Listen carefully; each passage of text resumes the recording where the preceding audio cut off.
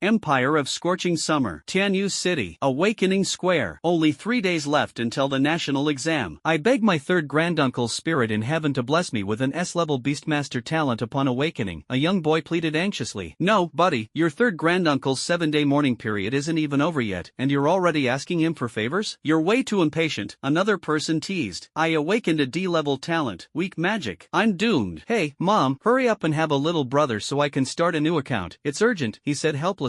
I awakened a B-level talent, Holy Light, which can heal my beast. Someone else excitedly shared their good news. The noise around him, alternating between sorrow and joy, gradually brought Pei Xingye's consciousness back. I stayed up late last night developing a game program and don't know when I fell asleep. Wait, where is this place? When he opened his naturally crimson eyes, the surroundings appeared utterly unfamiliar. So painful. Pei Xingye felt a sharp sting as his soul's memories gradually merged with those of the crimson-eyed boy. The background and structure of this world began to emerge in his mind. Apocalypse, catastrophe, evolution, beast taming. So I've transmigrated into a world where everyone tames beasts. Pei Xingye thought to himself. Over 1,000 years ago, this planet called Blue Star experienced a catastrophic disaster. All living creatures mutated during this calamity, embarking on a path of frenzied evolution, preying on humans of Blue Star and completely overturning the planet's food chain rules. The monsters born from the great disaster were collectively referred to as demons. The battles between beast tamers and demonic beasts became the main theme of this dark era. Theoretically, regardless of nationality or lineage, as long as a child is 18 years old, they have the chance to awaken different Beastmaster talents. Every 18-year-old boy and girl dreams of awakening a popular talent before the national exam, gaining admission to their ideal Beastmaster Academy, and becoming an outstanding Beastmaster. As memories merged, Pei Xingye gradually adapted to this world. This was the Yanxia Empire, one of the 7 great human empires. Typically, the genetic traits of Yanxia descendants were black hair and black eyes, but he was born with white hair and red eyes, making him stand out as an anomaly. This body is so weak, he sighed inwardly. The lack of nutrition, years of hunger and hardship, and even suffering from beatings and humiliation had all contributed to the frailty of this body. After the perfect fusion of memories from 2 lives, Pei Xingye's gaze swept past the crowd and locked onto a tall, arrogant peer. At this moment, the young man was basking in the admiration and reverence of those around him, his eyes gleaming with arrogance. No wonder he's the eldest young master of the Pei family. As expected, he awakened an A-level talent, Blood Demon, which allows him to absorb the enemy's blood and convert it into the blood of his beast. Admiring voices rose from the crowd. With young Master Pei's talent, he is bound to become the head of the Pei family and the president of the Crimson Guild in the future. Another person echoed. Congratulations, young Master Pei. The crowd offered their congratulations. Pei Donglai, my despicable cousin. Pei Xingye muttered the name under his breath. From the newly fused memories, he learned that Pei Donglai was his cousin, and this frail, sickly body of his was a gift from Pei Donglai's family. Pei Donglai noticed Pei Xingye's gaze, a trace of malice and amusement flashing in his eyes. He walked over to Pei Xingye and sneered. Oh, my dear brother, you've come to attend the awakening ceremony too? Pei Xingye remained expressionless. Every adult in the country who turns 18 is eligible to participate. My attending the awakening ceremony, does it bother you? Pei Donglai was momentarily stunned, a trace of doubt in his heart. What's with this trash today? He actually dares to look at me like that, and even dares to speak to me in this tone. After pondering for a moment, Pei Donglai decided to act as usual, intending to humiliate Pei Xingye harshly in public. Yes,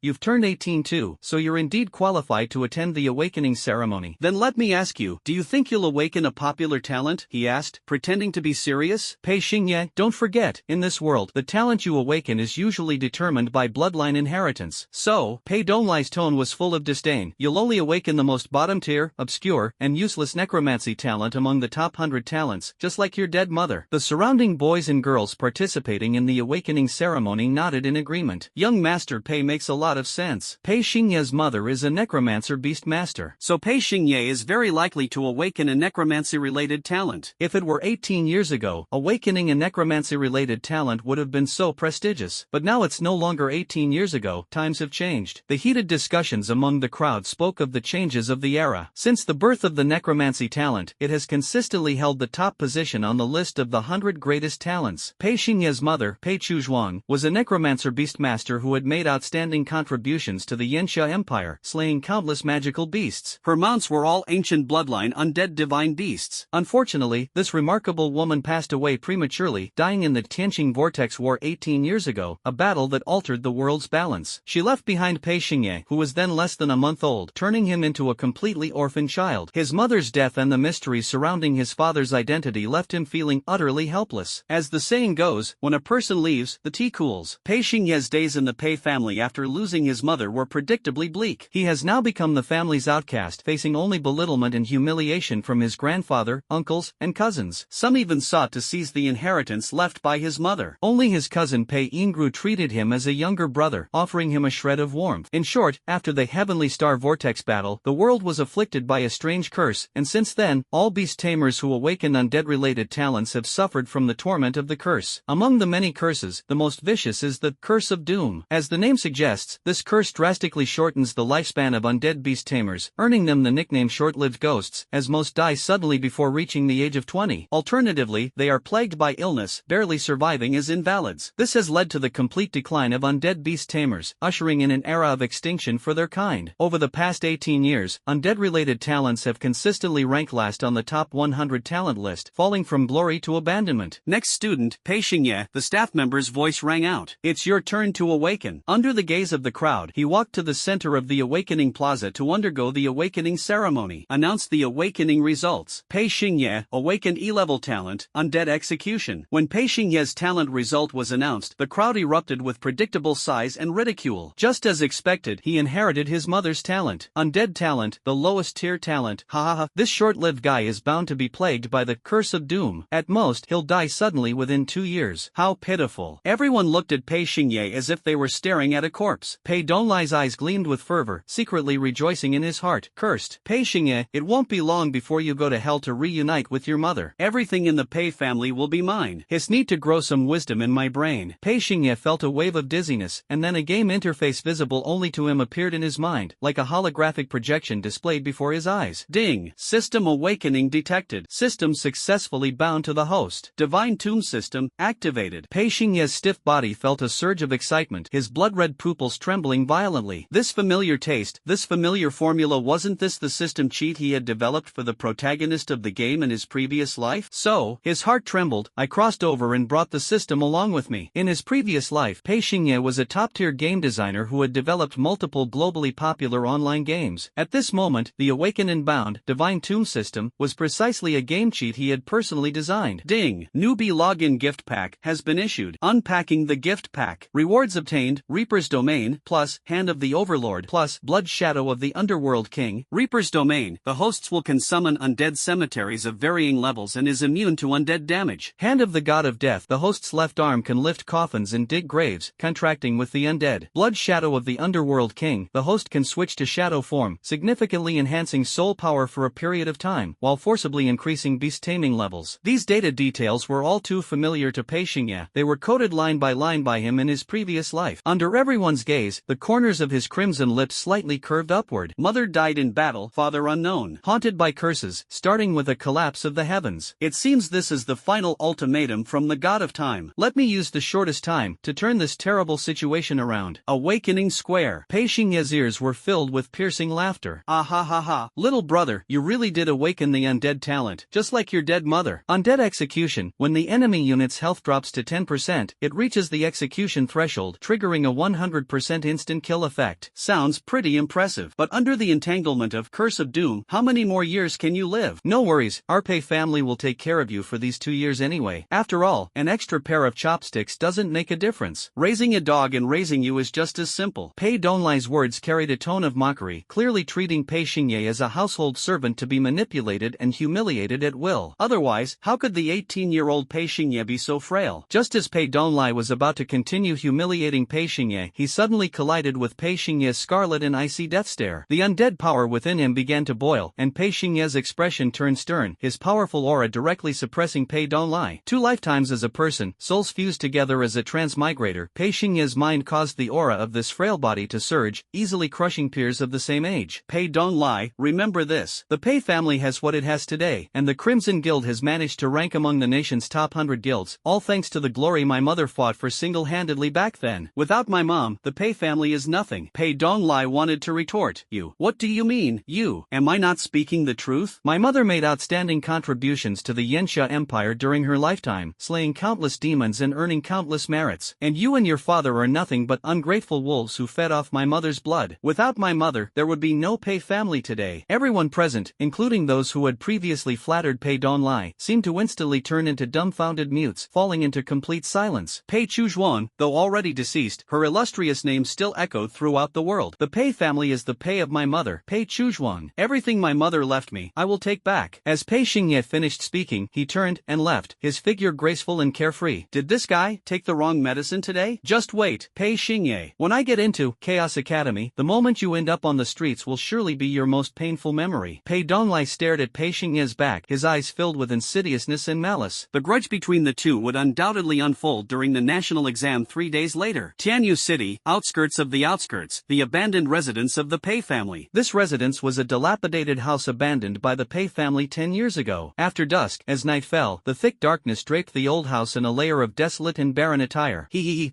Xingye arrived at the courtyard gate, gazing at the rusty iron door, and let out a helpless cold laugh. I, the abandoned child of this family, and this dilapidated Pei residence, could be considered quite a perfect match, he thought to himself. The first step to reversing the situation was to maintain a good and optimistic mindset. For now, living in a place so desolate that even wild birds wouldn't visit was just a temporary endurance of humiliation for the greater good. There are only 3 days left until the national exam. I must contract a necromancy-type beast as soon as possible. Entering the cold and desolate living room, Pei Xingye sat cross-legged on the spot, closed his eyes tightly, and murmured in a low voice, "Reaper's Domain, activate." This was Pei Xingye's first time activating the Reaper's Domain. When he opened his eyes again, he discovered that within his sea of consciousness, a divine tomb filled with decay, chill, the stench of corpses, and an ancient aura had been summoned. There was no concept of heaven or earth within the divine tomb, resembling a mass of chaos. Shattered stars floated in the murky air, seemingly burying countless spirits, like a vast expanse of graves scattered across the cosmos, sending shivers through Pei Xingye's soul. What a terrifying concentration of spirits! He groped through the chaos and suddenly saw 9 eerie, ghostly green flames flickering at the edge of the darkness. As Pei Xingye approached the flames, the scene before him left him deeply shocked. The 9 ghostly green flames illuminated 9 pitch-black coffins as dark as ink. Upright coffins? Coffins were typically laid horizontally, but these 9 ancient and mysterious coffins stood upright, creating a sense of visual discomfort. Their appearances seemed identical, yet the runes and totems engraved on their surfaces were distinct, especially the blood-written curses on the coffin lids, which Pei Xingye could not decipher, but they sent a chill through him, as if his very soul was about to be drawn into them. The system notification sounded. "Congratulations, host. You have successfully activated the Reaper's Domain for the first time and summoned the God King level ancient tomb, Great Desolation God Tomb. Based on the host's current soul power reserves, you can use the Hand of Overturning Gods to open one of the 9 black coffins and form a contract with the undead within." Pei Xingye's interest was piqued as he stroked his chin and murmured, "Starting with a 1 out of 9 choice, this is just like opening a blind box." "Exciting. It's decided. It's you." Pei Xingye raised his left hand, his entire left arm glowing with a purple gold aura, resembling a demon's hand, as he chose the leftmost of the 9 black coffins. The core function of the Hand of the Overlord is to unseal coffins, excavate graves, and forge contracts with the undead. The darkness within the divine tomb was instantly dispelled by the vibrant sea of undead flames, and the boy's crimson eyes shone brightly amidst the fiery blaze. "Buzz, buzz, buzz, give it to me. Open." The black coffin trembled violently. With the boy's furious roar, the hand of God unleashed immense power and abruptly lifted the coffin. Pei Xingye's eyes fell into temporary blindness, and a sharp, mournful phoenix cry echoed in his ears. When his vision returned, Pei Xingye raised his gaze, and the candlelight in his pupils flickered with shock. Phoenix. A majestic and stunningly beautiful phoenix's phantom hovered above the shattered black coffin, its entire body engulfed in ceaselessly boiling undead flames. Though it was merely in an undead form, the aura and pressure exuded by this phoenix demonstrated the true essence of an ancient myth bloodline. The bloodlines of ancient mythology are extremely rare, with the most uncommon being the 3 top-tier ancient mythological bloodlines led by purebred dragon clans, purebred phoenix clans, and purebred Qilin clans, collectively referred to as the 3 sacred beast bloodlines. The Yanxia Empire is extremely meticulous and strict in its use of the word sacred, which speaks volumes about the value of the 3 sacred beast bloodlines. Pei Xingye, filled with excitement, raised his trembling hand of the over-god and gently touched the tail feathers of the phoenix spirit with his fingertip. A dense stream of data information immediately appeared before his eyes. It really is a true ancient mythological bloodline, purebred phoenix clan genes. Moreover, before this phoenix fell, its level had reached heavenly king form, Black Absolute Phoenix King. When the hand of God touched the phoenix, Pei Xingye was not only able to read the basic data of this phoenix but also glimpse its memories and battle achievements from its lifetime. Before his eyes, a grand and magnificent scene unfolded. On a battlefield where rivers of blood flowed and piles of white bones stacked high, the beast army rampaged through the chaotic and disordered world. The Black Absolute Phoenix King spread its broad wings, unleashing sharp wing strikes and erupting with a the phoenix cry brimming with battle intent, fighting heroically and alone against the overwhelming beast tide. Even when covered in wounds, even if shattered into pieces, it relied on its indomitable will to be reborn again and again in the flames of nirvana, sparing no cost to continue fighting, battling to protect humanity. When its number of rebirths reaches the limit and it can no longer fight, its towering figure is ultimately engulfed by the endless tide of magical beasts, bowing out in a tragic manner and stepping toward death with unyielding will. 99.99% victory rate in your lifetime is your glory. The failure of the final battle is also your regret. Then, at this moment, follow me in undead form. Become my beast. I can guarantee that under my command, your victory rate will absolutely be 100%, with no defeats. Pei Xingye's aura deeply resonated with the soul of this phoenix. The boy's crimson eyes and the undead phoenix's gaze met, creating a moment of soul resonance. Drip! Pei Xingye bit his finger, and a drop of fresh blood seeped into the black bones of the phoenix. The blood contract was successfully established, and Pei Xingye gained his first beast companion. Due to Pei Xingye's current strength after the contract was formed, the level of the Black Absolute Phoenix King temporarily dropped from its celestial form to its juvenile form, Black Phoenix, Undead form. As a brand new beast combining undead and phoenix attributes, this unprecedented evolutionary path requires Pei Xingye to nurture it from the very beginning. At the national exam 3 days from now, let's make a stunning impact with a dimensional strike. The young man's lips curved into a devilish smile, and his passionate journey was about to begin. After closing the Reaper's domain, Pei Xingye's consciousness exited the great wilderness god tomb and returned to the real world. Gurgle, gurgle. Night had fallen, and Pei Xingye felt a wave of hunger. He opened the old refrigerator and found only a few cartons of expired milk inside. The box of instant noodles in the corner had long been divided up by a few little Jerry mice, leaving only a few seasoning packets behind. Heh, the mice here are quite considerate. They ate the noodles and left me the seasoning packets. Thank you, Pei Xingye chuckled self-deprecatingly. Faced with such a predicament, he realized that having a full meal had become a luxury. No wonder this body was showing symptoms of malnutrition. At that moment, light footsteps sounded outside the door. Pei Xingye instinctively became alert, but the person who pushed the door open turned out to be a stunningly elegant beauty with a mature, alluring presence. Her height is around 175 centimeters, with a well-proportioned figure. Her long black hair drapes over her shoulders, framing a standard and delicate oval face. Her skin is smoother and fairer than the first snow of winter, exuding a gentle and intellectual charm. Xiao Yi, you haven't eaten yet, have you? Big sister brought roasted chicken from Tongqian Alley, she said with a smile, then mentioned some clean clothes and bedding she had brought along. This woman acted as if she were in her own home, even picking up a broom to start cleaning. Xiao Yi, why are you standing there in a daze? Roasted chicken tastes best when it's hot. You used to devour it every time you saw it. Pei Xingye froze for a moment. Based on the newly fused memories, he understood the identity of the beautiful woman before him. Pei Yingru, 175 centimeters tall, 25 years old, a 6th-tier beast tamer, currently serving as a top-tier instructor at the Chaos Academy, one of the 4 major academies in the Yanxia Empire. She was also the adopted daughter of the Pei family patriarch Pei Shan. Nominally, she was Pei Xingye's cousin, but in reality, there was no blood relationship between them. 25 years ago, Pei Yingru, as an abandoned infant, was rescued on the battlefield by Pei Shan. Pei Shan had always favored boys over girls, and if it weren't for creating a public image of being compassionate and great, his indifference might have led him to let the abandoned Pei Yingru die, let alone kindly take her in as his adopted daughter. Although Pei Shan took in Pei Yingru, he almost completely neglected her. The one who truly gave her warmth was Pei Chuzhuang. Therefore, Pei Yingru's concern for Pei Xingye was actually her way of repaying Pei Chuzhuang for her kindness in raising her. Xingye, why are you acting so strange today? Pei Yingru walked up to her younger brother, noticing that Pei Xingye was different from usual, especially his gaze. In the past, Pei Xingye, often bullied, always had a downcast and evasive look in his eyes, his timid demeanor evoking pity. But today, in the dimly lit room, Pei Xingye's crimson pupils shone brightly, like stars in the sky, impossible to ignore. Pei Xingye enjoyed the still warm roasted chicken while listening to his cousin's chatter. By the way, Xingye, I heard you participated in the awakening ceremony today and awakened the necromancy talent, necromantic execution.